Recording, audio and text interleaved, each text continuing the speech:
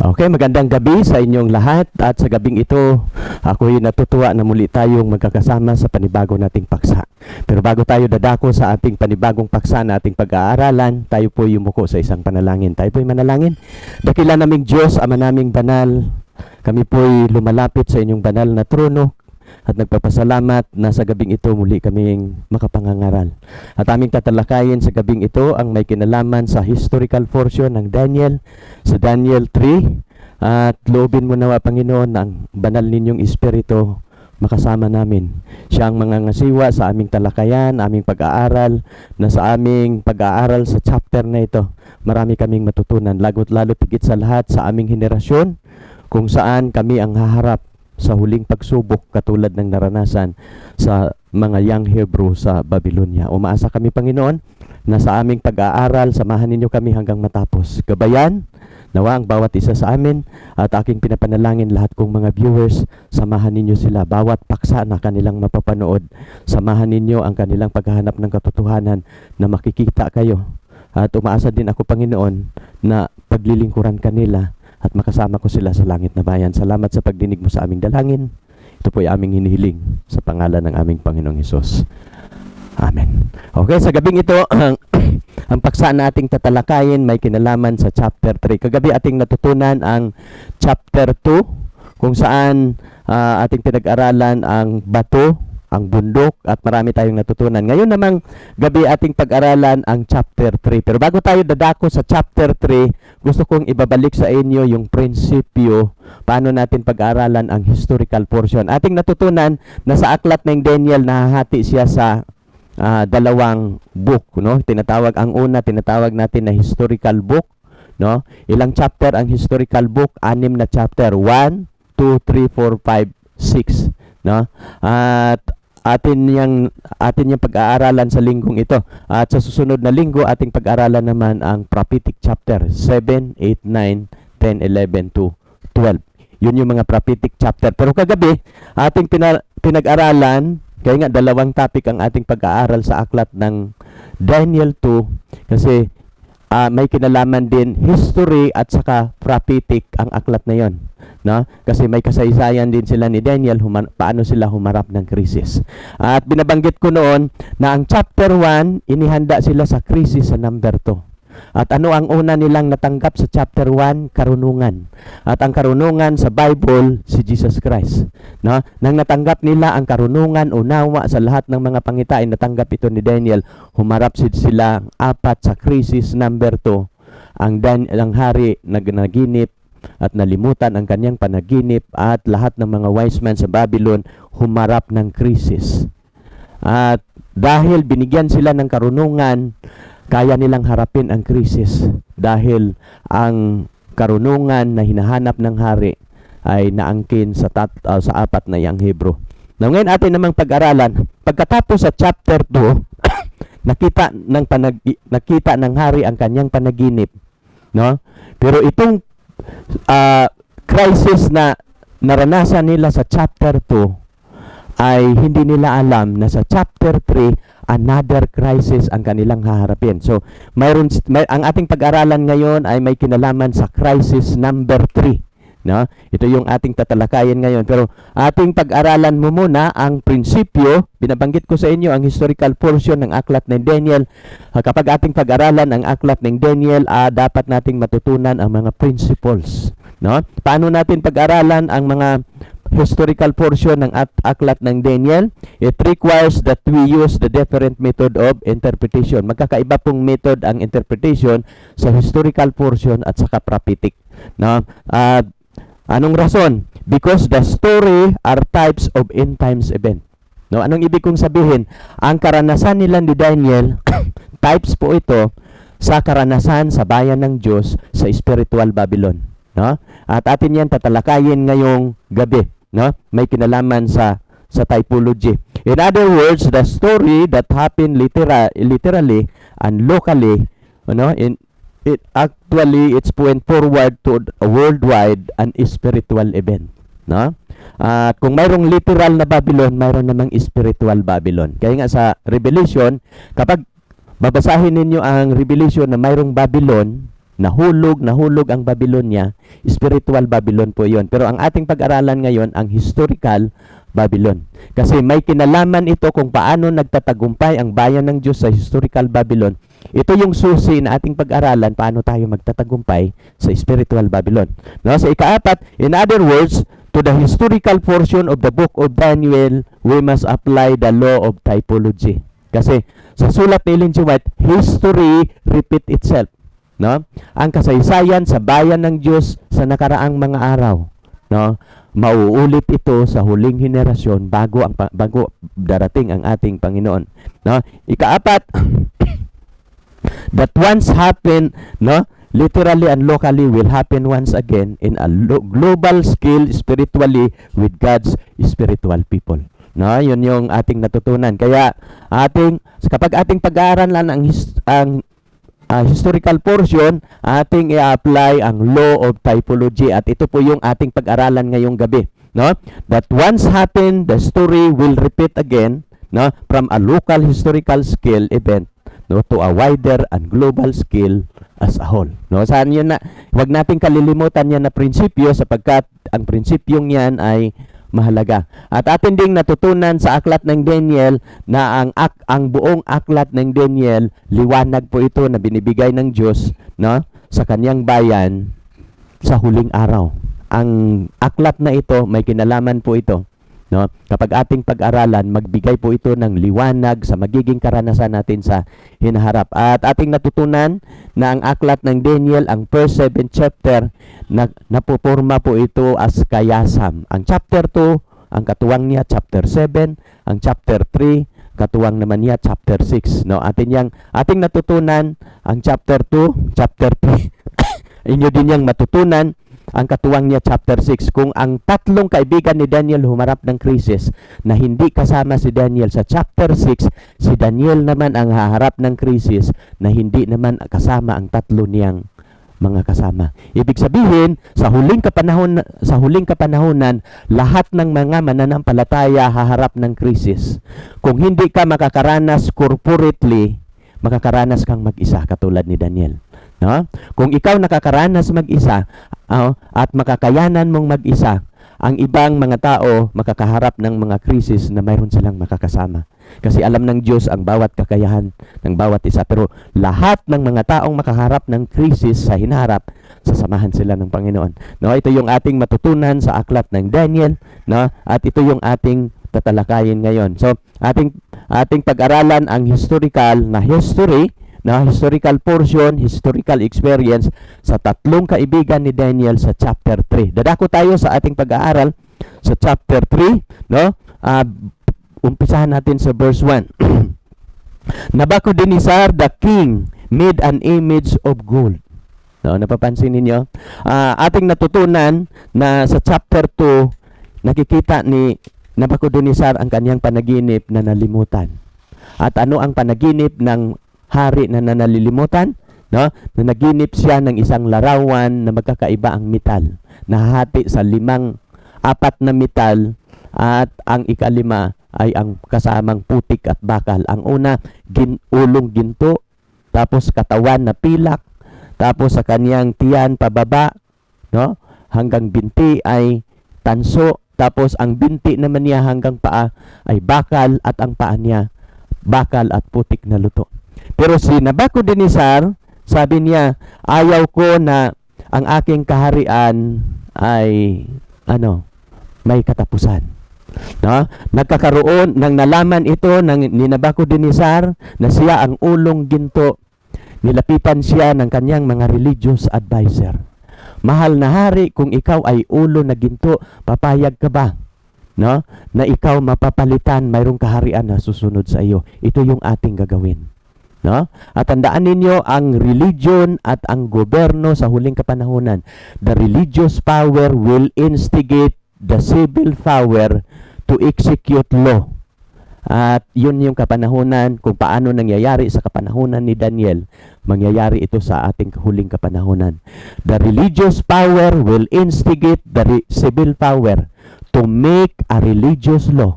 At itong law na gagawin nito, magkakaroon ng crisis in the future, no? Magkakaroon ng kung paano ito nangyayari sa kapanahunan ni Nabucodonosor, mangyayari po ito. So sabi ni Nabucodonosor, no? Sabi niya dito, Nabucodonosor the king made an image of gold whose high was 60 cubit and wide of 6 cubit. He set it up in the plain of Dura in the province of Babylon. No, nagpatayo siya ng isang malaking rebultong ginto. At saan niya pinatayo? Sa plain of Dura, no? Sa malaking kapatagan ng Dura. At itong ginto na kanyang tinayo, ano ang sukat? 60 cubit and 6 cubit ang kanyang lapad. ang taas niya 60 cubit, tapos ang lapad naman niya 6 cubit.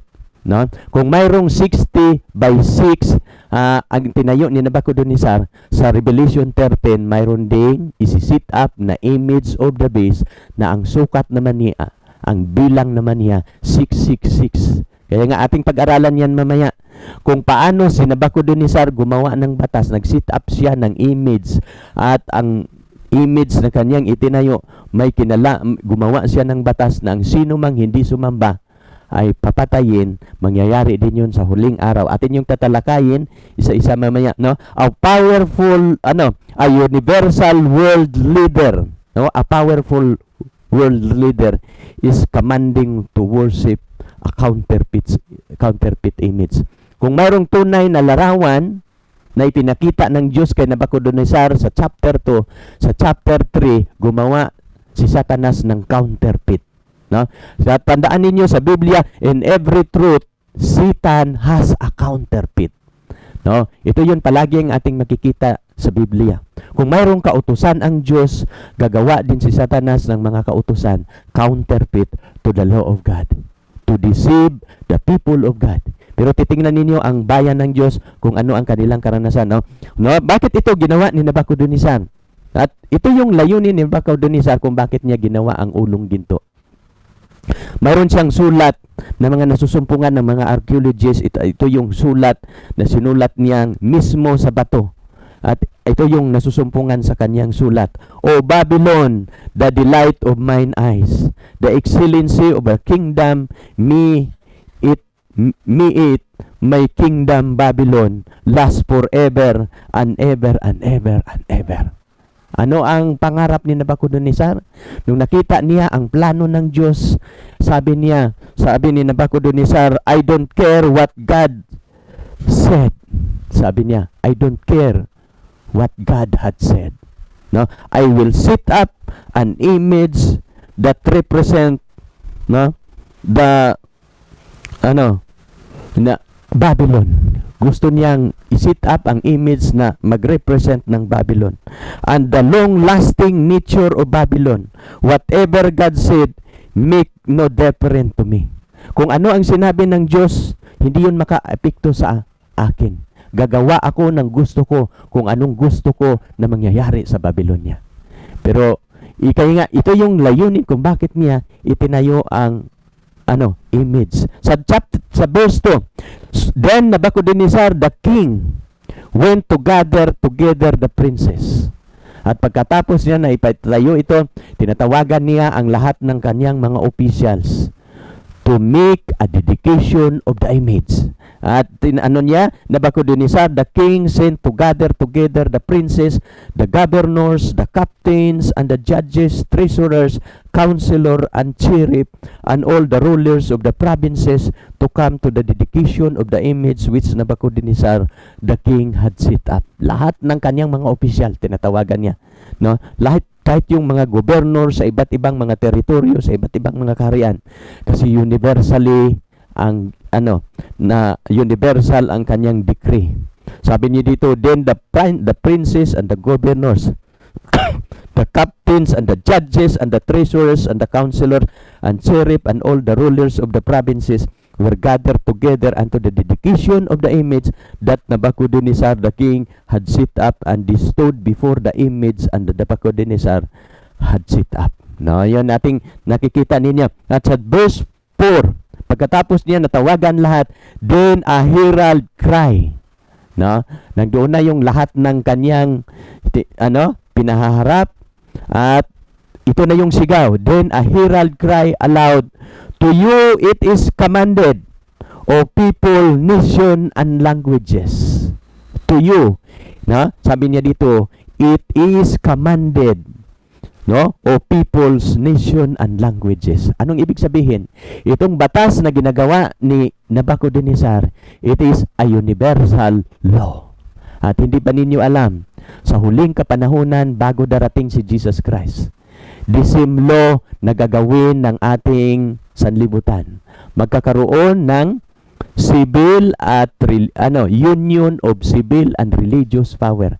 Kung paano i-impose ng civil power, mayroong nag-instigate ng mga religious power sa likod.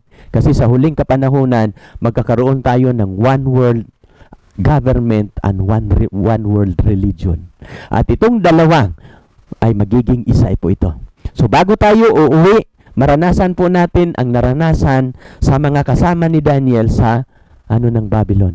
At universal po ang declaration sa gagawin ng spiritual Babylon sa huling kapanahunan. Mangyayari po yan. At ako'y naniniwala na sa ating kapanahunan kung paano ko ito pinapangaral ngayon, sinisigaw, kayo at ako makakaranas nito. Hindi na magtatagal ang ating panahon. Maiksi na lang ang panahon na ating kinabubuhayan ngayon. At kung bakit ko ito ginagawa, gusto ko nga kayo makakatayo kasama namin ng mga 70 Adventists. Sa Daniel 3:5, that at the time you hear, sabi ni, ito yung proclamation, no? That at what the time you hear the sound of the cornet, flute, harps, no? Sackbuts, psaltery, dulcimer, and all kinds of music, you fall down and worship the golden image that Nabucodonosor, the king, had set up. Ito yung proclamation, no? Sa nagpo-proclaim. Sa oras na marinig ninyo ang lahat ng mga instrument at ang music, anong gagawin ng lahat ng mga tao? Ito yung masisiguro ni Nabucodonosor na you fall down and worship the golden image. Hindi ba ninyo alam na sa Revelation 13, mayroong larawan na ipapasamba sa lahat ng mga tao? At atin yung maranasan sa Kaya nga itong pattern sa Daniel na kasaysayan, magiging pattern din po ito sa spiritual Babylon na magiging kasaysayan sa bayan ng Diyos sa hinaharap. Sa verse 6, diyon tayo sa 6, and whosoever does not fall down and worship shall be cast immediately into the midst of the burning fiery furnace. No, sabi niya dito, at ang sino mang hindi sumamba sa larawan, no, ay immediately automatic itatapon na sila sa pugon. So ibig sabihin, bago pa ginagawa ang pagsamba, dedikasyon sa larawan, mayroon ng apoy na nakahanda. No, ibig sabihin, kung sino yung tao na hindi sasamba sa larawan, automatically right away susunugin sa pugon. No, sa verse 7, therefore at the time when all the people heard the sound at the cornet, flute, harp, psaltery, and all kinds of music, all the people and nation and the languages fell down and worship the golden image that Nabucodonosor the king had set up. At nung narinig na nila, sumamba na ang lahat ng mga tao. Now, anong ibig sabihin nito, Brother John? Magkakaroon po ng shaking time sa lahat ng mga tao na nananahan sa lupa. This is the final, napapansin ba ninyo? No? At itong mga tao na tatayo, alam ninyo itong mga taong tumayo, ano ang kanilang pinanghahawakan kung bakit sila tumatayo na hindi sumunod sa batas ni Nabucodonosor? Dahil sinunod nila ang batas ng Diyos. Ano bang batas sa Ten Commandments na pinagbabawal ng Diyos na hindi gagawin? Sabi ng Panginoon, huwag kang gagawa ng larawang inanyuan upang sambahin. No? Huwag mong yuyukuran sila ni paglingkuran man sila. Pinagbabawal ng Diyos ang paggawa at ang pagsamba sa larawang inanyuan. At ito yung batas kung saan ang tatlong mga kasama ni Daniel tumayo. Ten Commandments issue na kautusan. No? At sa huling kapanahunan, the same issue kung paano ang bayan ng Diyos tatayo. Ten Commandments issue ang dahilan kung bakit tatayo ang bayan ng Diyos sa huling araw. Dalawang issue lang ang controversy between the commandments of God and worship. No? At dalawa lang ang issue sa huling kapanahunan. May kinalaman sa utos ng Diyos at sa pananambahan sa Diyos.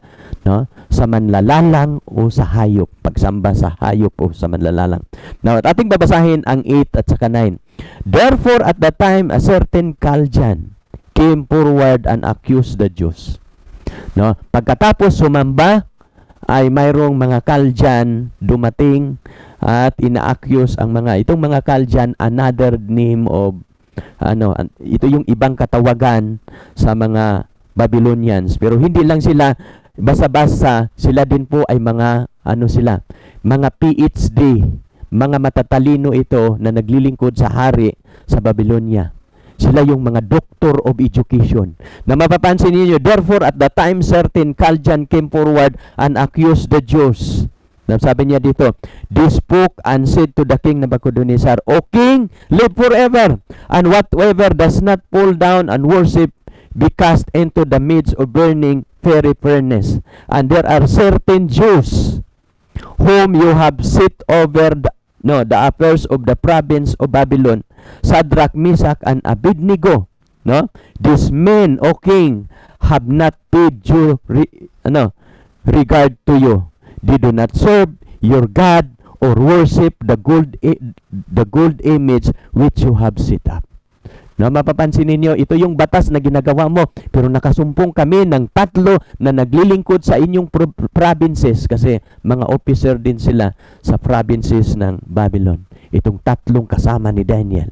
Pero nasumpungan namin na hindi sila sumamba. They do not serve the God or worship the image which you have set up. Mayroon ng at pinatawag ito ni Nebuchadnezzar. Sabi ni Nebuchadnezzar, lapitin mo ang 3 na hindi sumamba sa larawan. Humarap yung 3. At anong sabi ni Nebuchadnezzar? It is true, no? At alam ninyo, bilang hari, patas ang kaniyang paghatol. No? Mayroong sumbong, pinaharap niya yung nang mayroong accuser, yung accused pinaharap niya. Nang humarap yung 3 na accused, no? Ito yung sabi ni Nebuchadnezzar, It is true, Shadrach, Meshach, and Abednego, that you do not serve my God or worship the gold image which I set up. Totoo ba ito? Na hindi ninyo sinamba ang larawan na aking pinatayo. At anong sabi ng 3? Ito yung sabi ng 3. Now, ito pa yung sabi ni Nebuchadnezzar. Nagmamadali lang ata ako. Now, sabi niya sa 15, Now, if you are ready, that at the time you hear the sound of the cornet, flute, but psaltery and dulcimer and all kinds of music, ye fall down and worship the image which I have made. Well, but if ye will worship not, ye shall be cast the same hour into the midst of the burning fiery furnace. And who is that God that shall deliver you out of my hand? No? What a defiance na anong paglapastangan na ginawa ni Nebuchadnezzar sa pangalan ng Panginoon. Sinong Diyos na makapagliligtas sa inyo sa aking mga kamay? No? Sana napapansin ninyo at alam mo itong 3 inuulit-uli. Sige, ulitin ang pagtunog. Na pinahanda niya ang mga music, pinaharap sila uli ni Daniel ni Daniel, yung 3 niyang kasama, si Shadrach at Meshach, Abednego, pupunta kayo sa harapan ng larawan. Ipatunog ang music. Nang pinatunog ang music, yung 3 nagtitinginan. Bakit? They are ready to accept death. No? Mas gusto pa nilang mamatay kaysa labagin nila ang utos ng Diyos. No? Mas handa, mas masaya mas sila natanggapin ang kamatayan kaysa itakwil nila ang Diyos na kanilang pinaglingkuran. Yung pagmamahal nila sa Diyos ay hindi matatawaran, mas mahal pa nila sa kanilang buhay. At ito ang mga qualities ng mga tao na paghandaan ng Panginoon ng langit. Yung mga taong nagmamahal sa kanyang kautusan. No? Ito ang mga tao na paghandaan ng Panginoon ng kanyang mga pangako. Na kahit patayin ang kautusan ng Panginoon, hindi maaaring labagin. No? Mapapansin ninyo, ito yung Shadrach pero alam ninyo, pagkatapos noon, sinagot yung sa Shadrach, Meshach at Abednego. Anong sabi ni Shadrach? Shadrach, Meshach, and Abednego answer and said to the king, O Nebuchadnezzar, we have no need to answer you in this matter. Nebuchadnezzar, itong sinabi mo, hindi na namin kailangan kang sagutin sa mga bagay na ito. Bakit? No? At anong sabi nito? At alam ninyo sa sulat ni Ellen G. White, nabasa ko kanina. Ito yung sulat ni Ellen G. White, no? Sa the world greatest need. Ito yung pangangailangan ng ating mundo ngayon. At ito yung sabi ni Ellen G. White sa Education page 57, 1903. Ito yung sulat ni Ellen G. White patungkol sa mga kabataang ito na tumayo. At ito yung kanyang sabi, the greatest want of the world today is the want of men. Men who will not bought or sold. Men who in their utmost soul are true and honest. Men who do not fear to call sin by its right name. Men whose conscience is true to duty as the needle to the pole. Men who will stand for the right, do the heaven full. Ito yung kailangan ng mga tao ng Diyos Kaya ito yung kailangan ng Diyos na maglilingkod sa Kanya sa huling kapanahunan. At saglit lang muna. Ano pala yung aking bag? Kasi ang aking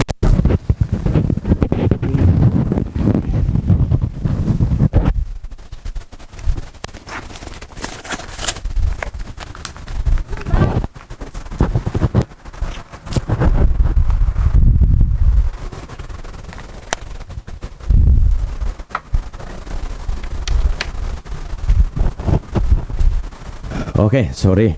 Naglubat ang aking laptop. No, hindi ko na paghandaan. Tuloy tayo.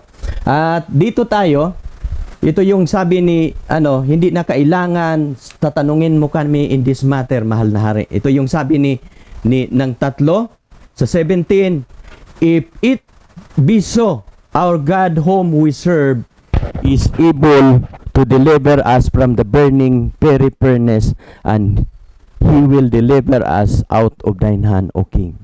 But if not, be it known unto thee, O King, that we will not serve thy God, nor worship the golden image which thou hast set up. No? And ito yung sabi ng tatlo niyang kaibigan. At ito yung kailangan natin na ating magawa sa huling kapanahunan, kung paano ang tatlo tumayo. Ito din yung ating gagawin sa huling kapanahunan. Sabi niya, if it be so, our God whom we serve is able to deliver us. Sabi niya, kung yan mahal na hari ang iyong pasya, ang aming Diyos makapagliligtas sa amin. No? Sa apoy na iyong inihanda. No? And He will deliver us out of thine hand, O King. Pero ito yung nagugustuhan ko sa verse 18. But if not, kung sakali hindi, no? Kung mayroong pagsubok tapos hindi ka ililigtas ng Panginoon, maglilingkod ka ba sa iyong Diyos? Maraming mga mananampalataya na ganyan. Pero itong tatlong kaibigan ni Daniel, ito yung aking nagustuhan. But if not, kung mamatay man kami sa apoy na iyong inihanda, be it known unto thee, O King, that we will not serve thy God, nor worship the golden image which thou hast set up. No? Walang kondisyon, no? Willing silang mamatay kaysa ayaw nilang mabuhay na lumabag sa utos ng Diyos. Mas gusto pa nilang mamatay kaysa lumabag sa utos ng Diyos na kanilang pinaglingkuran. No? Tandaan ninyo yan. Sa verse 19, then Nebuchadnezzar was full of fury, and the expression of his face changed toward Shadrach and Meshach and Abednego. And he commanded the certain mighty men of valor who were in his army to bind Shadrach, Meshach, and Abednego. Tinatawagan niya yung pinagkatiwalaan niyang mga malakas na kasundaluhan. Sabi niya, igagapusin ninyo ang tatlong Hebreyong ito. At pagkatapos, itinapon. And these men were bound in their coat, no? Their hosen and their hats and their other garment, and were cast into the midst of the burning fiery furnace. Therefore, because the king commanded was urgent, the furnace exceedingly hot, and flame of the fire slew those men that took up Shadrach, Meshach, and Abednego. And these three men, Shadrach, Meshach, and Abednego, fell down unto the midst of the burning fiery furnace. May talata akong nakaligtaan kanina. Pero bago sila itinapon doon, sabi ni Nabucodonosor, kainan painitin ninyong husto ang pugon unto 7 times. Binanggit yun ni Nabucodonosor. Anong ibig sabihin ng 7 times? Completely hit. Nang ginapos at tinapon ang mga kasama ni Daniel, yung nagtapon ang namatay. Pero yung tatlo na tinapon ay anong nangyayari? No? And the king Nabucodonosor was astonished. No? And he rose and spoke, saying to his counselor, Did we not cast 3 men bound into the midst of the fire? They answered and said to the king, True, O king. Look, he answered, I see 4 men lost, walking in the midst of the fire, and they are but not hurt. And they are not hurt. And the form of the fourth is like the Son of God. No? Ito yung nagugustuhan ko. Sabi ni Nabucodonosor, hindi ba 3 ang ating tinapon? Sabi niya, totoo yun, mahal, pero napapansin ko, hindi lang sila 3. Kundi, sila po'y nagiging 4. Nang tiningnan ni Nabucodonosor, yung ika-4 na nagdagdag sa 3, anong sabi ni Nabucodonosor? No? And a form of the fourth is like the Son of God. Ang tema na ating pinag-aralan sa aklat ng Daniel sa series na ito, Jesus in the book of Daniel. Kagabi ating pinag-aralan na si Jesus sa chapter 2, si Jesus ang bato. No? The cornerstone. Na sino man whosoever rejected the stone. No? At sabi niya, at itong stone na kanilang ni-reject will become a cornerstone. That stone that rejected become a cornerstone. At itong bato na at ang mahulog sa bato tiyak na madudurog at ang magbabagsakan ay mapupulbo na magiging abo. Na mapapansin ating natutunan kagabi na si Jesus Christ ang bato. Ngayon naman nakikita ni Nabucodonosor ang ika-4 na kasama ng 3, nakikita ni Nabucodonosor na katulad ng anak ng Diyos, no? The fourth is like the Son of God.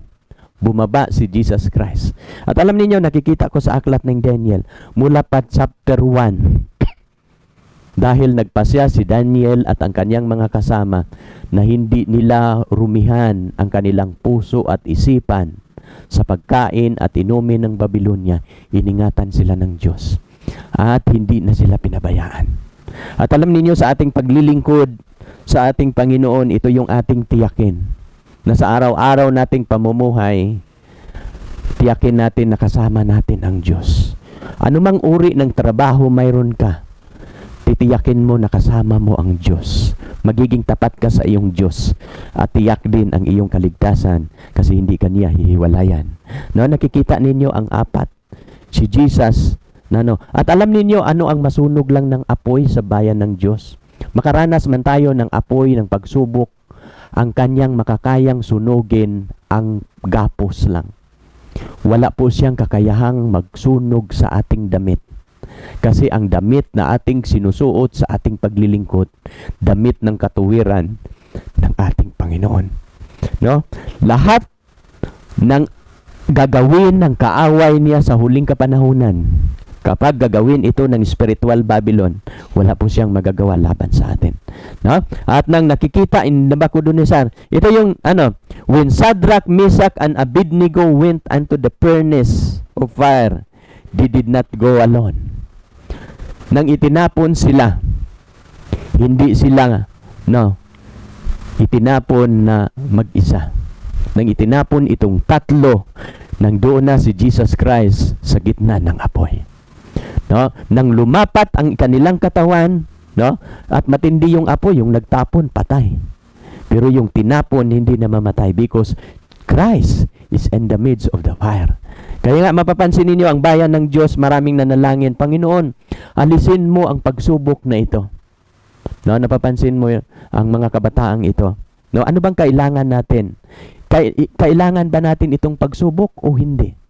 Maraming mga Panginoon, alisin. Pero nakikita ko sa aklat ng Daniel, hindi natin kailangang ipanalangin na, Panginoon, alisin mo ang pagsubok. Itong dapat nating panalangin sa Panginoon. Panginoon, marami mang pagsubok na aking maranasan. Pero nais kong matitiyak, samahan mo ako sa mga pagsubok. Ito ang ating kailangan. At kapag maranasan natin ang pagsubok, maranasan natin pagkatapos ang malaking kagalakan. Naalala ko mayroong isang kwento. Isang lolo, tinawagan ang kanyang apo. Sabi niya, Apo, tuturuan kita paano ang ibon marunong umaawit. Sabi niya, paano lolo? Sabi niya, halika. Kunin mo yung ibon, yung kanyang hawla, no, ang kanyang lagayan. Tuturuan kita paano ko tuturuan umawit ang ibon. At alam ninyo yung ginawa ng bata, kinuha niya yung ibon, dinala niya sa kanyang lolo. Dinala ng kanyang lolo doon sa kanilang underground. Sa dilim na kwarto, pinatay niya ang ilaw doon sa kanilang underground. Napakadilim. Tapos madilim na, binalot pa ng lolo ng maitim na tela ang kulungan ng ibon.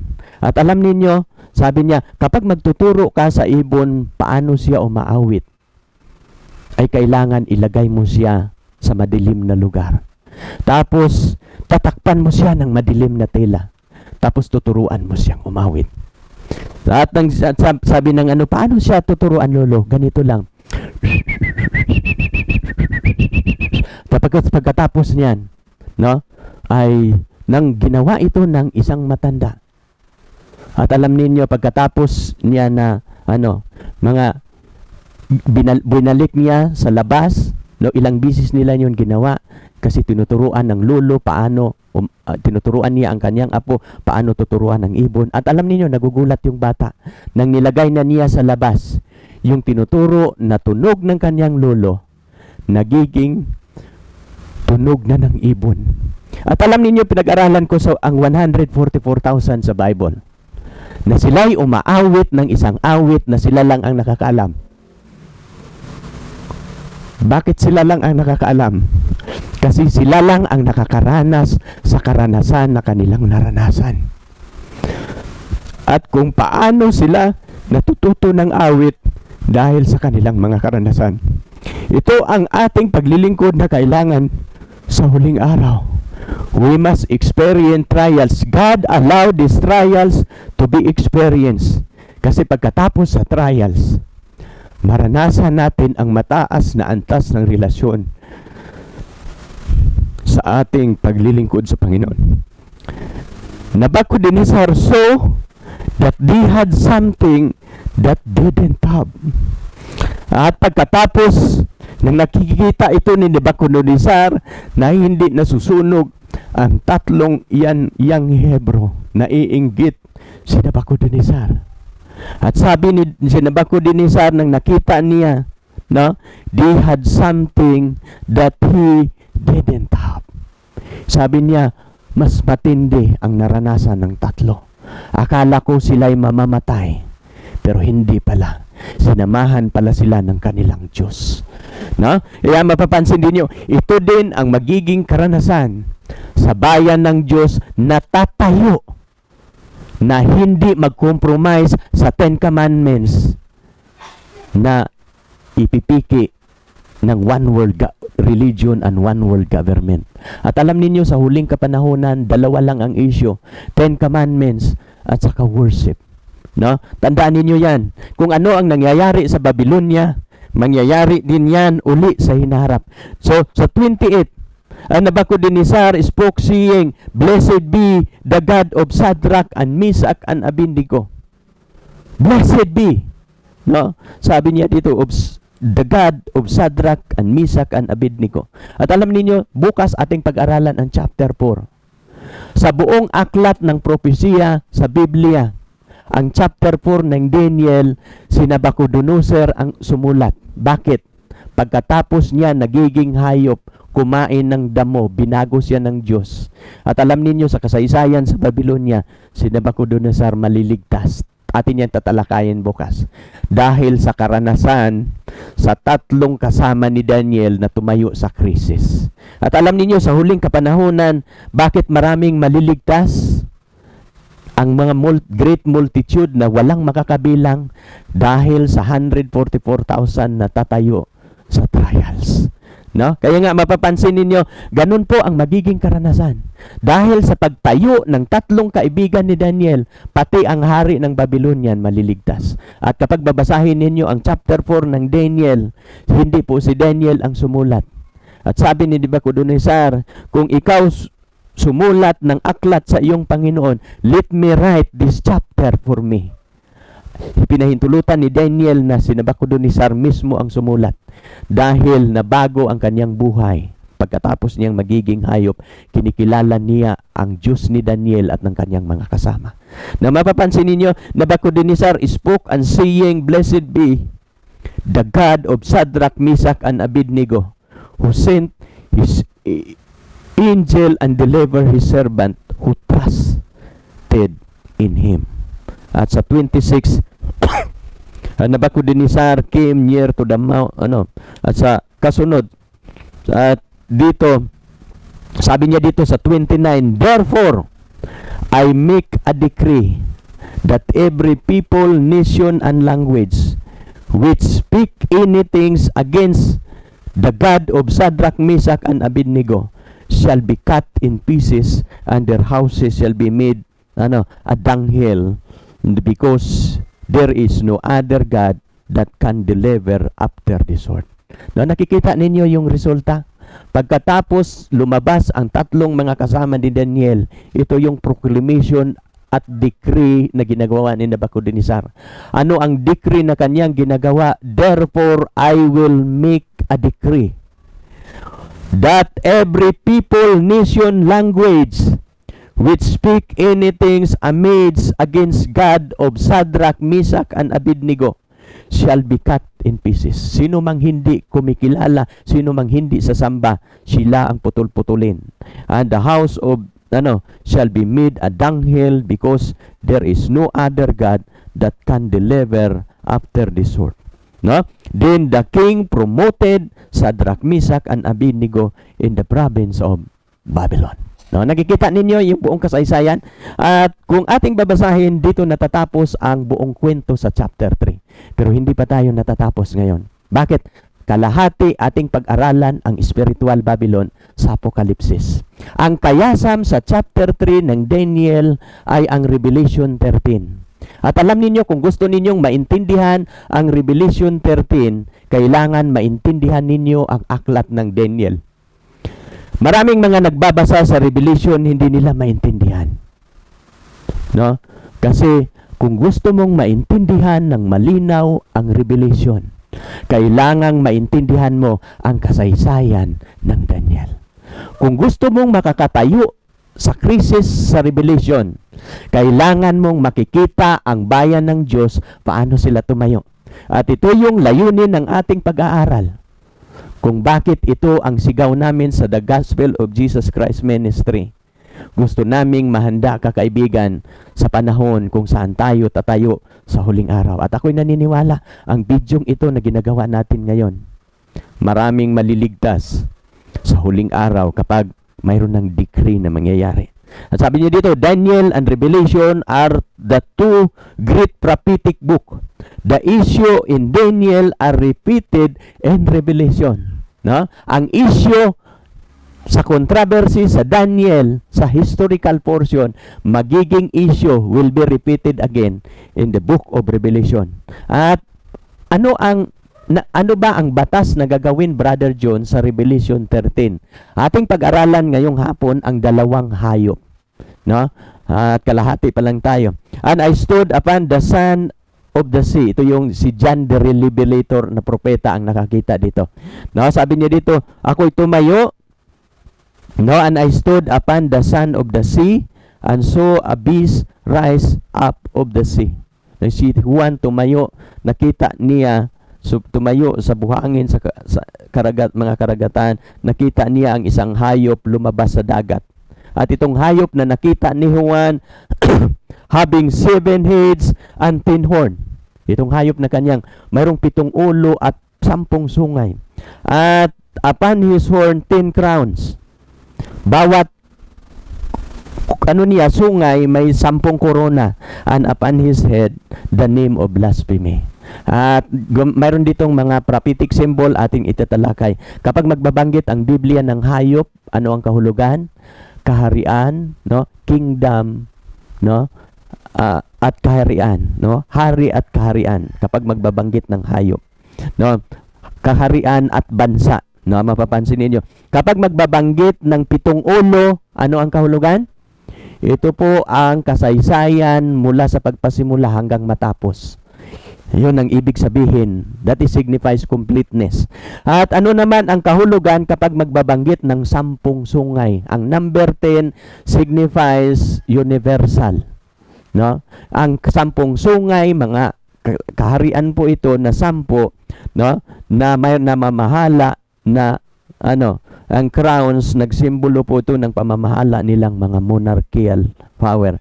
And upon his head, sa kanyang ulo, mayroong na blasphemy. No? Ang 10 sungay, 10 hari po ito. And the beast which I saw was like unto a leopard. His feet was a feet of a bear.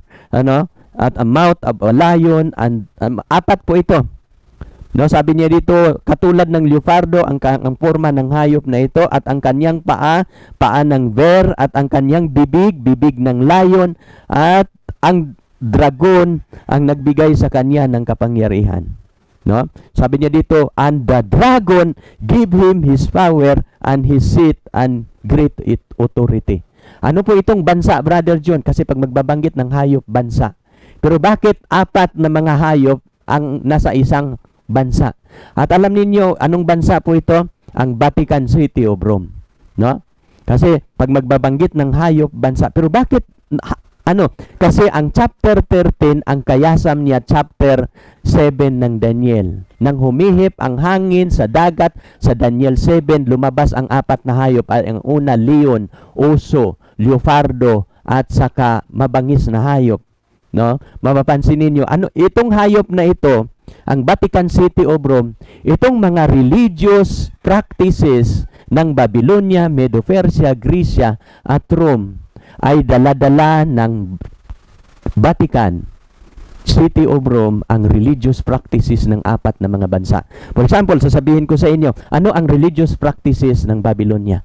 Marami silang Diyos-Diyusan na sinasamba. Kaya nga ang bayan ng Diyos, humarap ng Diyos-Diyusan. Ano ang religious practices ng Medo-Persia? Ang Medo-Persia, sinamba nila ang hari na si Darius. Mayroong batas, kaya nga si Daniel humarap ng krisis. At turo din yun ng Vatican, sambahin ang leader ng Vatican. No? Ano ang Grecia? No? Ang Grecia, marami din silang mga Diyos-Diyusan. No? Mapapansin ninyo. At ano yung Rome? Ang Roma, sinasamba nila ang araw. At ang araw na Sunday, dididikit po nila yon sa pagsamba sa araw. Kaya mapapansin ninyo, ang religious practices ng 4 na mga bansa, nagiging religious entity or religious practices also sa hayop nito. Yung the whole system of Catholicism. Hindi po ako nagturo ng isang leader, kundi the whole system of papacy. No? Ang aking tinutukoy. At sabi niya dito, sinong nagbigay sa kanya ng kapangyarihan? No? And sabi niya dito, and the dragon give his power, his seat, and his great authority. Ang Diyos ba ang nagbigay sa kanya ng kapangyarihan? Hindi. Sino ba ang dragon? Babasahin ninyo ang chapter 12. Ang dragon ay si Satanas, ang matandang ahas na Diablo na tinatawag na Satan. So 3. And I saw one of his head, it were wounded to death. And his deadly wound was healed, and all the world wonder after the beast. Itong 7 ulo ng hayop na ito, ang ito sa kanyang 7 ulo, itong 7 ulo, isa sa kanyang mga ulo na sugatan sa ikakamatay. At nang nasugatan ang ulo niya sa ikamamatay, bumangon ang ikalawang hayop. Kaya nga yung Revelation 13, 2 po ang hayop dyan. No? Kasi nung nasugatan ang ulo, sa 1798 sa pamamagitan ni Napoleon Bonaparte, no, inuutusan niya si General Berthier na hulihin ang Papa sa Roma kasi hadlang siya sa kanyang pangarap na i-unite ang Europe, na tigil ang kakapapahan mula 1798 to 1929. Pero sa treaty ni Mussolini, nag-umpisa uli ang kapangyarihan ng Papa. Gumaling ang sugat. At kumplito po ang kanyang paggaling kapag ideklara ng buong mundo, no, ang Amerika magdeklara ng one world religion and one world government. At sabi niya dito, I saw one of his head, it were wounded to death, and his deadly wound was healed, and all the world wonder after the beast. At kung nang nasugatan, bumangon yung ikalawang hayop. Kaya nga yung Trinity ni Satanas, chapter 12, 13, no? At alam ninyo sa counterfeit Trinity ni Satanas, sinamba si Satanas sa buong mundo. At ang Trinity ni Satanas, no, ang dragon, ang hayop, at ang lamb-like beast, no? At sa mga relihiyon, ang dalawa, Spiritism, Catholicism, at saka Protestantism. Mga religion po ang ginagamit ni Satanas sa ating kapanahonan ngayon. Paano siya sinamba sa buong lupa, no? Pero mapapansin ninyo, ang issue lang kung bakit makakatayo ang bayan ng Diyos kapag tatayo sila sa 10 Commandments. Kapag itataas mo ang 10 Commandments ng Panginoon, ang bayan ng Diyos hindi makakaranas na mabibiktima sila sa hayop. Pero yung mga leader, religious leader na nagsasabi, wala na yung 10 Commandments, yan po yung madidisgrasya sa spiritual Babylon. Now, I beheld another beast coming out of the earth, and he had 2 horns, like a lamb, and he speak as a dragon. At itong Amerika na bansa, Vatican at Amerika po itong mga bansa. At itong Amerika, nakasulat po ito sa Biblia na another beast coming out of the earth. He had 2 horn, katulad like a lamb. Kasi ang Amerika, dinideklara po niya ang separation between church and state, katulad ni Jesus Christ. Kasi ang prinsipyo ng Amerika, pinaghiwalay niya ang civil power at saka religious power. Katulad ni Jesus Christ. Sabi ni Jesus Christ, ibigay ninyo kay Caesar ang kay Caesar at ang sa Diyos sa Diyos. Mayroong separation between church and state. Pero sa huling kapanahunan, itong bansang Amerika will speak as a dragon. Bakit? Itong globalization program, no, nagagawin nila na magkakaroon ng common good na itong pinopromote nila, no, sa UN ngayon, yung globalization program, no, mapapansin ninyo yung 17 goals sa ginagawa ng UN ngayon, no? At mapapansin ninyo, sa huling kapanahunan, magkakaroon ng union ang church at ang state. At ang unang magdeklara ng batas sa prophecy sa Revelation 13 ay ang Amerika. Anong sabi sa sa 11 yung ating binabasa kanina sa verse 13? And he exercised all the power, he exercised all the authority of the first beast and in his presence, and caused the earth and those who dwell on the earth to worship the first beast. Ano itong bansang Amerika? Ano ang kanyang gagawin sa huling kapanahunan? He will exercise all the authority of the first beast. Ano ba ang authority and power of the first beast? Binago niya ang utos ng Diyos. Ang ikalawang utos inalis, ang ikatatlong utos nilipat sa ikalawa, ang ikaapat nagkakaroon ng adjustment. No, nagiging 9 na lang ang 10 utos, ang ginawa ang 10 utos, ang ika-10 utos hinati sa 2. Yung pag-iimbot, no, sa property at ang pag-iimbot sa asawa, no, at sa alipin hinati. No, mapapansin ninyo, kaya na kumplitong 10. At yung Sabat na ginawa nilang Lord's Day. No? Mapapansin ninyo, kasi Sunday na ang pinopromote. Pinalitan ang utos ng Diyos. Ito yung kaya nga mapapansin ninyo, ano ba ang authority ng first base? Ang authority ng first base, isa pa sa authority, hindi lang niya binago ang kautusan. Isa pa sa kanyang authority ay ang kanyang, the authority of the first base, pinag-combine niya ang pamamahala ng relihiyon at ang civil power. Mapapansin mo sa Vatican, ano ba ang pamamahala ng Vatican? Mayroon bang civil na, mayroon bang hari na nilagay nila hiwalay sa religion? Wala.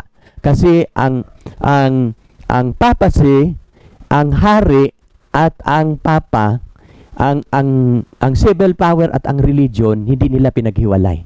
Kaya nga sa bansa ng Vatican, sino ang leader na nilagay nila? Ang religious na leader. Wala nang kailangang hari. Kasi ang authority ng first base, ang relihiyon at ang simbahan, isa. At ito yung ang programa sa sustainable development. Ang Vatican ngayon nagpostro sa kanyang programa ngayon sa UN. Yung sustainable development, yung 17 goal nila. By 2030, yung goal nila may papatupad. At gusto nilang isi-celebrate yung 100 years sa 2029. By 2030, may pupustro na nila ang lahat nilang mga programa, pero delikado po yan. Kasi kung ano ang nangyayari sa Daniel, mangyayari po yun sa bayan ng Diyos sa huling kapanahunan. No? Marami pa silang mga programa na ating aabangan. Mangyayari po yun sapagkat prophecy po yan. At sabi niya dito, and he doeth great wonders. Itong Amerika. So that he make it fire come down from heaven on the earth in the sight of men.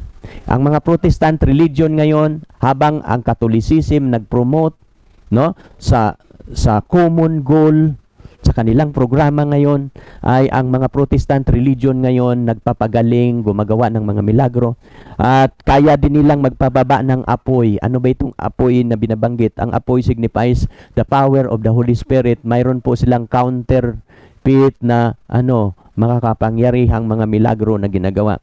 And he deceived that dwell on the earth by the means of those miracles which he had power to do in the sight of the beast, saying to them that dwell on the earth, that this should make an image of the beast, which had the wound by a sword and did live. Napapansin ninyo, ano bang batas na ginagawa ni Nabucodonosor? Image of the beast. Mapapansin ninyo, the same law na i-impose ng Amerika, they will set up an image of the beast. Sa chapter 3, they set up an image of gold. Sa huling kapanahunan, America will set up an image of the beast which had the wound by a sword and did live. Sabi niya dito, he was granted power to give breath to the image of the beast. Binigyan niya ng hininga. That the image of the beast should not both speak and cause many as would not worship the image of the beast to be killed. At ang hindi sumamba sa larawan ng hayop, anong gagawin? Papatayin din. Napapansin ba ninyo doon sa chapter 3? Ang hindi sumamba sa image ng hayop, papatayin. Ito din ang mangyayari sa huling kapanahunan sa spiritual Babylon. At ito yung ating comparison na pag-aralan. Ang chapter 3 ng Daniel, abyss, who raised an image. At sa chapter 13, abyss, who reads an image. Magkapareho ba? Sa chapter 3, a king set up of an image that has the dimension of 60 by 6. Meron mapapansin mo sa Revelation, ang image, mayroon din siyang bilang. Kung babasahin ninyo ang 16 at saka 17, 666 din ang number ng hayop. Mapapansin ninyo, both numbers are related to the sun. Itong mga 60 by 6 at saka 666, related number po ito of the sun. Sabi dito, pangalawa, both chapter, the issue is worship of the sun god. Ikatatlo, both chapter, there is a universal call for worship. Mayroong universal call to worship. Kung mayroong universal decree sa ni Daniel in the spiritual Babylon, mayroon ding universal decree. Both chapter impose this decree No, nakikita natin in both chapter we have insignificant remnant who refuse to worship the image, therefore they become subject to the death decree. No, both chapters we have this remnant refuses to worship the image even in pain and death, and they would rather obedient to God and die than disobedient and live. No, nakukuha ninyo? Mas gusto nilang mamatay kaysa hindi sumunod na mabuhay na hindi sumunod. No? Yan ang pinaglalaban. In both story, you have a seeking. Mayroong pagliliglig. At itong pagliliglig, maranasan po ito sa bayan ng Diyos sa harap. In Daniel chapter 3, the issue of conflict is worship and the commandments of God. Ganun lang po ang issue din sa huling kapanahonan. No? The young men could not worship the image because the Bible say you should have no other God before me. No? Pangulim, the issue, the first table of the law that define what worship is. Kasunod na ating pag-aralan, sabi niya dito, in both chapters, those who come up with the idea of building the image, no? In both chapters, those who come up with the idea of building the image and the commanding people to worship in vain in death, it was not Nebuchadnezzar, it was actually the Chaldeans, the religious leader who instigated the king, the civil power, to raise up the image and commanding everyone to worship. Kung bakit si Nebuchadnezzar nag-issue na gagawa siya ng rebulto at ipapasabla ang rebulto, hindi po ito nanggagaling kay Nebuchadnezzar. Saan po ito nanggagaling? Sa kanyang mga Chaldean, sa kanyang mga advisor na mga religious leader. No? Nag-instigate sila kay Nebuchadnezzar na ito yung gagawin. Sa huling kapanahunan, ang civil power, didiktahan ng simbahan na gagawa ng batas. The church will instigate the religious power to make a law. No? At itong batas na i-impose ay kailangan labagin nila ang utos at sambahin nila ang hayop. Kaya nga, mapapansin ninyo, ganun po ang kalagayan. In the end of time, it will be the religious leader who will instigate the civil power of the world. No? Kaya nga, mapapansin ninyo, sa Revelation 17, ang harlot nakasakay sa hayop kasi siya ang magdidikta. No, the idea will not come from the civil ruler. The idea will come from the church trying to attempting the influence to the state. No, the wrath of Nebuchadnezzar, nang nakita nang nagalit si Nebuchadnezzar, ito yung sabi ni Nebuchadnezzar, sinong Diyos na makapagliligtas mula sa aking kamay? Pero nang nakita niya, nang tumayo ang kanyang tatlong mga kaibigan, ay nagulat si Nebuchadnezzar. No, sa sign of the time, May 6, 1847, no, sabi ni Ellen G. White, as the three Hebrews stood before the king in the moral dignity, innocence, and purity, no, he was convinced that they were superior to the men in his kingdom. They had always been faithful in the performance of their duty, and he decided that he would be gracious and give them a second trials. No, mapapansin ninyo ito si Nebuchadnezzar, ang mga tatlong kaibigan na naglilingkod kay Nebuchadnezzar, nung nakita ni Nebuchadnezzar na ang itong tatlo niyang mga lingkod, si Shadrach, Meshach at Abednego, ay hindi sumunod, mahal ni Nebuchadnezzar yon. Sabi niya, maaring hindi pa sila ready. Binigyan sila ng ikalawang pagkakataon. Pero sabi niya dito, if ye be ready. Kaya sabi kanina sa Daniel, pero ang tatlo determine na hindi sila sasamba sa larawan. No?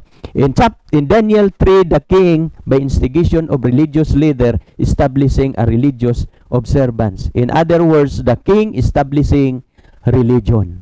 The church through the state establishing of observance that has to do with worship. In both of these chapter, Daniel 3 and Revelation 13, we have the terrible time of trouble, no, that they face, where the faith of God's remnant is severely tested. In Daniel 3, the fiery furnace were heated 7 times complete.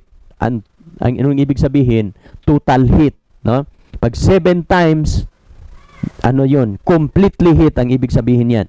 No, in the book of Revelation, God's people will live during the worst and the most intense period of human history of the world, when the last 7 plagues will fall upon the earth. But the 3 young men Hebrew were prepared to die than to become disobedient to God. No? Kaya nga marami pang matutunan natin dito. Kaya nga mapapansin ninyo, bakit kailangan, ito yung ating tatanungin ko kayo, bakit kailangan na maranasan ito ng bayan ng Diyos? No? Napapansin ba ninyo sa ating pinag-aralan sa aklat ng Daniel? Kaya ba ng Diyos na iligtas sila na hindi nila ito maranasan? Pero bakit pinaparanas ito ng Panginoon? Alam niyo, nakikita ko sa aklat ng Daniel, ang Panginoon, hindi niya inalis ang pagsubok sa ating buhay. Bakit hindi niya inalis? Kasi kailangan natin ito. Kailangan natin maranasan ang ganitong uri ng karanasan. Alam niyo, pagkatapos nila maranasan, ang antas ng inyong relasyon sa Diyos lalago. At ito yung may sulat si Ellen G. White, no? Kinuha ko ito sa The Great Controversy, page 621. Ito yung sulat ni Ellen G. White. Nang naranasan ito ng pagsubok sa mga kabataang ito sa Babylonia, sabi ni Ellen G. White sa The Great Controversy, their affliction is great. The flame of the furnace seem about to consume them. No? But the refiner will bring them forth as gold tried in the fire. God's love for these children during their period of their severest trial is as strong and tender as in their days of their sunny prosperity. At ito yung huli. But it is needful for them to be placed in the furnace of fire. No? Their earthiness must be consumed, that the image of Christ may be perfectly reflected. At alam ninyo, ang bayan ng Diyos, nakikita ko sa aking pag-aaral sa prophecy. Bakit mayroong sandilo na ating haharapin sa hinaharap? Kasi itong pagsubok na haharapin sa bayan ng Diyos, katulad sa nangyayari sa Babylonia, kailangan ito sa bayan ng Diyos. Kasi ang mga bayan ng Diyos na sasalubong sa Kanya sa huling araw, maraming mga anak siya na ang minamahal ang sanlibutan sa halip na mahal ang Diyos. At alam ninyo kung paano nila maalis ang pagmamahal sa sanlibutan, ipapadaan ng Panginoon ang apoy ng pagsubok. Kasi sa apoy ng pagsubok na maranasan nila, at sabi ni Ellen G. White, it is needful for them to be placed in the furnace of fire, that their earthiness must be consumed. Ang atin palang pagmamahal sa sanlibutan maalis kapag makaraan tayo sa sandilo, that the image of Christ be perfectly reflected. No? Magre-reflect ang image ni Jesus Christ sa kanyang bayan pagkatapos at sa pamamagitan ng ating pagsubok, ang mga tao na tumingin sa atin maliligtas. Katulad sa 3 kaibigan ni Daniel, sa chapter 4, maliligtas si Nabucodonosor. Maliligtas ang mga hari sa lupa dahil sa ating pagtayo. We need to be like Daniel. We need to be like Shadrach and Abednego. No? As if the most important figure of the story. Kaya mapapansin, no, the central theme of the book of Daniel is not the faith of the 3 young Hebrew, but the faithfulness of Jesus Christ. In fact, there is something very interesting in Daniel chapter 3. The word deliver were used ilang beses, 4 times. No? Ang mystery sa chapter 2, ilang beses din inuulit. At sa chapter 3, ilang beses ang deliver. 4 times binabanggit. Now, if you're ready, no? Sabi ni Nabucodonosor, no? Sabi niya dito, who is that God that can deliver you out of my hand? Kaya mapapansin ninyo, ito po ang Daniel, sa Daniel 3:17, ito yung gusto kong iiwan sa inyo bago tayo magtatapos ngayon. Haharap man tayo ng pagsubok sa huling kapanahunan, sa huling araw, pero ito yung gusto kong ituturo at gusto nating maranasan natin sa huling araw. Ito yung ating sasabihin. And if be so, our God whom we serve is able to deliver us from the burning fiery furnace, and He will deliver us out of thine hand, O King. But if not, Sabi ng tatlo, "Be it known unto thee, O King, that we will not serve thy God, nor worship the golden image which thou hast set up." Kaya sa gabing ito po yung ating natutunan. Kaya nga, the central theme of the book of Daniel is deliverance of God's people from their enemy. No? Ito po yung central theme ng ating pag-aaral. We can also find the word deliverance in other chapter 6, chapter 11, and chapter 12, at atin yang pag-aralan sa susunod nating pag-aaral. We will study chapter 3, 6, 11, 12. Makikita natin ang kung paano nililigtas ng Panginoon ang kanyang bayan sa Babylonia. And we will see what issue will be in the end time. Ano ang magiging issue ay dalawa lang: kautusan ng Diyos at pagsamba. At ito yung magiging issue sa huling kapanahunan na ating haharapin. The three young Hebrew has the strong covenant relationship with their God. No? At ito yung gusto kong ididiin sa inyo ngayong gabi. Mga kanto, the important principle of the book of Daniel. Muntik kong malimutan. No? Anong mga importanteng prinsipyo na ating matutunan sa aklat ng Daniel? Ang kayasam sa chapter 3 ay ang chapter 13 ng Apokalipse. Ito yon. Ito yung prinsipyo na wag nating kalimutan. Literal Israel, no? Important principle in the book of Daniel. Spiritual Israel was literally captive in a literal Babylon. A literal king behaved like a literal beast and set up a literal image in a literal valley. No? Command everyone to literally bow in the literally worship in the literal image. No, naikukuha ninyo.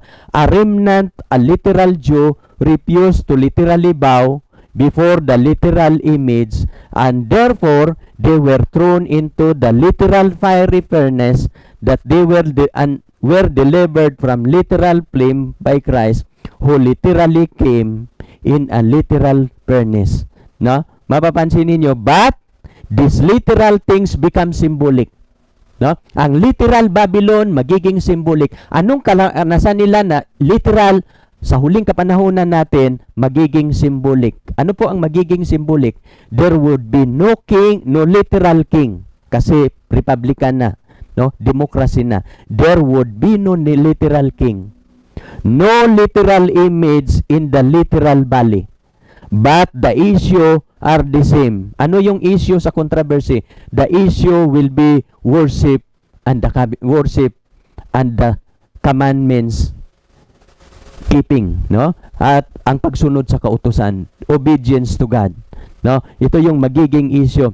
Ano itong simbolo sa An idol Sabbath has been set up. No? Ulitin ko ha. Sabi niya dito, an idol Sabbath has been set up as the golden image was set up in the plain of Dura. No? And as Nabucodonosor, the king of the Babylon, issue a decree that all who would not bow down and worship this image should be killed. So the proclamation will be made that all who will not reverence the Sunday institution will be punished with imprisonment and death. No? Hindi po literal na image ang itatayo sa plain of Dura, kundi symbolical image. Ano yung symbolical image? No? Sabi niya dito, an idol Sabbath. Kasi ang huling ipoproklama ng Amerika, no? Kapag magiging isa ang relihiyon at ang gobyerno, ideklara ng Amerika ang Sunday law. At itong Sunday law, tinatawag po ito na idol Sabbath. No? Ito yung isit up ng Amerika sa spiritual Babylon. As the golden image was set up in the plain of Dura, as Nabucodonosor, the king of Babylon, issued a decree that all who would not bow down and worship this image would be killed. So the proclamation will be made that all who will not reverence the Sunday institution will be punished with imprisonment and death. magiging decree din ang Sunday law na ipoproklama nila. At tayo po ay natatapos, marami akong naituturo sa inyo. At umaasa ako, isutin lang ang aking masasabi kung paano tumayo si Daniel at ang kanyang mga kasama. Ito yung ating gagamitin, paano tayo makakatayo sa Sunday law na ating hinaharap. Maraming salamat sa inyong panunod. Bukas at mag-aaral ulit tayo sa kasunod na chapter sa aklat ng Daniel, chapter 4. Sa ating pagtatapos tayo po ay manalangin. Dakila naming Diyos, Ama naming banal, salamat sa inyong karunungan. Salamat sa inyong paggabay sa amin, tinuturuan ninyo kami, no? Sinasamahan ninyo kami. Gumamit kayo ng mga tao na magtuturo sa akin upang malaman ko ang mga hiwagang ito. Umaasa ako, Panginoon, na patuloy mong samahan ang gawain namin. Ang hangad at layunin namin, Panginoon, mahanda ang aming buhay at ang aming tagapakinig. Ihanda ninyo ang buong sanlibutan na maabot namin. Dadalhin ninyo ang mga video na kailangan nilang malaman, Ama. At umaasa ako na maraming taong makikinabang nito.